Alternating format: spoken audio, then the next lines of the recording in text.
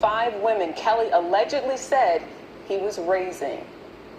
He was like, here's my number, take it, text me a picture of you so I know it's you with your name. 20-year-old Faith Rodgers says in March of last year, she met R.Kelly in San Antonio at a party after his concert.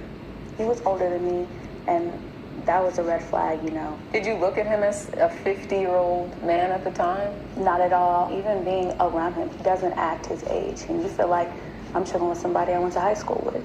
I believe I can fly. I believe I can touch the sky. After 2 months of phone calls, texting, and FaceTiming, she says R. Kelly flew her to New York to attend one of his shows and even paid for her hotel. The morning after the performance, she says Kelly visited her room. He turns on all the lights, and he's like, take off your clothes. And he says it, you know, with authority in his voice, not just, you know, he's demanding me to do this.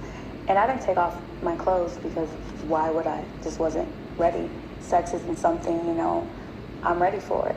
According to Rodgers, she ultimately submitted to having sex and alleges Kelly recorded it on his iPad without her consent. Did you want to have sex with him? No. He has this type of like intimidation right off the bat, you know? So I was just waiting for it to be over. What happens after that? What sort of conversation did you guys have? He comes over and he starts like rubbing the side of my face. And he asked me how old I was. And I told him. And he's like, you know, if you're really, you know, 16 that you can tell daddy, right? And he was like, you know, you just look about 14, 15 or 16. Rodgers, who was 19 at the time, is suing R. Kelly for sexual battery and willfully, deliberately, and maliciously infecting her with herpes. And she claims Kelly mentally, sexually, and verbally abused her. She believes that now 51-year-old Kelly pursues teenage or underage girls and lures them into engaging in sex acts.